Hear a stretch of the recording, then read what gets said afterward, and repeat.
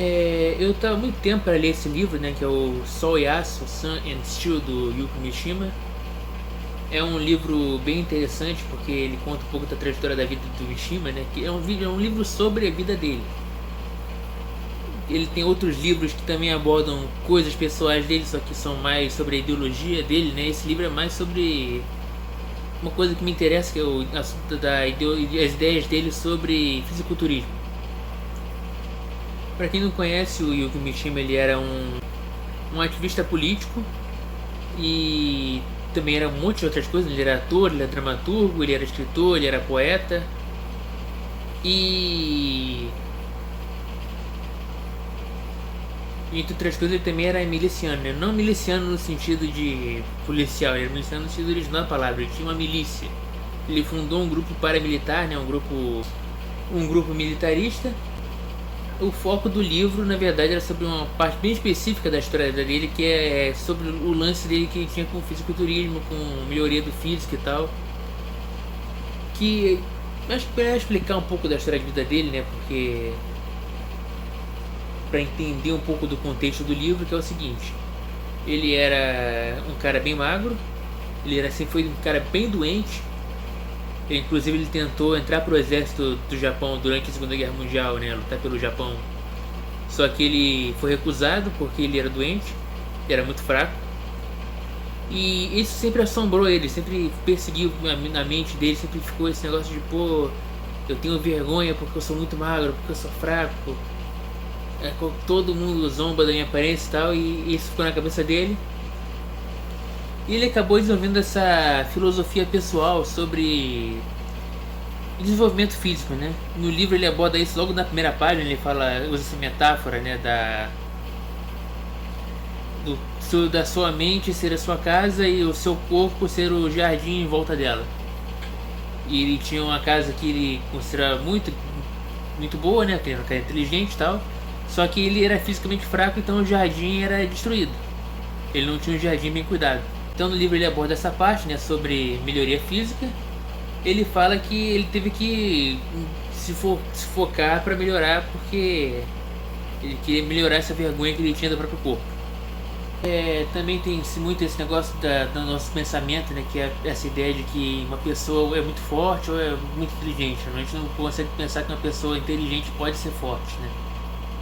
Mas o filósofo Sócrates costumava dizer que, e tinha essa frase, né, que nenhum cidadão tem o direito de ser amador no quesito físico. Ele até diz que é uma vergonha para o homem que nunca consegue, não chega no final da vida sem ver o potencial máximo do seu próprio corpo. E o Yugo também trata um pouco disso, né, porque, como ele diz no livro, a sua casa tem que ser bem cuidada, né? A sua casa, no caso, é a sua mente, o verdadeiro seu ser, né? Mas o seu jardim não pode ser negligenciado, você não pode ter um jardim destruído, que no caso seria o físico. Eu sempre tive muito interesse pela história do Yukio, né? Não só pela parte do fisiculturismo, mas porque ele era uma figura realmente interessante, né? Pra quem não sabe, ele se matou, ele faleceu, mas não de jeito convencional, né? Ele não só se matou. Ele pegou a milícia dele, foram até um general do Japão, um cara importante dentro do militar e tal. Sequestraram ele. E fizeram ele reunir todo o esquadrão que ele comandava, né, na praça, enquanto ele estava lá capturado. E ele fez um discurso imenso, pedindo para a população, né, para os soldados, ajudarem ele a fazer uma revolta, uma rebelião, para poder trazer a independência do Japão de volta. Porque depois da Segunda Guerra Mundial, o Japão ele virou basicamente um cachorrinho dos Estados Unidos, né? Os Estados Unidos colocou eles na coleira.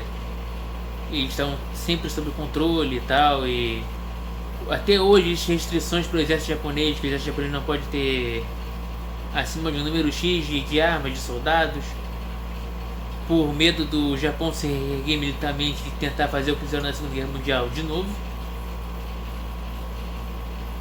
E o Yukio tentou fazer essa revolta para tentar libertar o Japão, né? Dessa coleira que os Estados Unidos botou neles. Nesse período teve teve muitos desses ativistas políticos que surgiram, né, tanto da extrema direita quanto da extrema esquerda, pedindo para se revoltarem contra o controle dos Estados Unidos sobre o Japão. E aí, depois de fazer todo esse discurso, ele olhou para a plateia, ele viu que os soldados não estavam muito interessados em ajudar ele na revolução dele. Ele puxou uma espada samurai e praticou o ato de seppuku, né, que é esse suicídio assistido que os japoneses fazem quando se sentem desonrados. Um dos soldados da milícia dele, o Tatenokai, que é o nome da milícia, queria se matar junto com ele, só que ele falou que não, que eles precisavam sobreviver porque ele precisava de alguém para espalhar a palavra dele depois que ele tivesse ido. Não existia muita solução para ele, pelo que ele fez, ele provavelmente teria sido da morte de qualquer jeito. Para quem não sabe, o Japão tem pena de morte, né? Ele sequestrou um alto general, um cara do alto comando do exército japonês, ele provavelmente seria executado de qualquer jeito. Até por ele já ser meio que uma ameaça mesmo, porque ele era líder de uma organização paramilitar, né? Então é isso, o livro é muito interessante, é um livro que trata bem mais sobre essa parte do físico mesmo, de toda essa história. Não tenho foco muito na história de vida dele, até porque ele tem outros livros que são mais sobre a ideologia dele em forma de histórias mesmo, em forma de novelas, né? Mas ele é uma figura bem interessante. Eu não me considero inspirado por ele na parte tanto filosófica, né? Embora eu ache muito interessante algumas ideias dele. Eu acho que é um livro que, para quem quer praticar o fisiculturismo de forma natural, né, vai para academia, se interessa em melhorar o próprio corpo, em autoaperfeiçoamento, eu acho que é um livro essencial. Eu li ele todo em inglês e é bem difícil porque o Yukio ele tem uma escrita bem complicada, ele é uma escrita bem clássica, né? Ele usa muitas palavras que eu não conhecia. Ainda mais que estava em inglês, eu tive que procurar no dicionário um monte de palavras, né? Mas em geral é uma ótima leitura. É um livro que eu considero essencial. Quer dizer, a partir de agora eu considero, né? Porque eu até agora não tinha lido. Eu considero que é um livro excepcional para quem tem interesse em fisiculturismo e gosta de política e tal.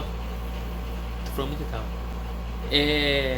Eu realmente recomendo. Então por hoje é isso, pessoal. Se você gostou, curta o vídeo, comenta aí embaixo. Fala se você já conhecia a história do Yukio Mishima, o que você acha do cara, se você detesta ele, se você gosta dele. Comenta aí. Comentário é sempre bom, sempre bem-vindo. Então é isso, valeu e até a próxima.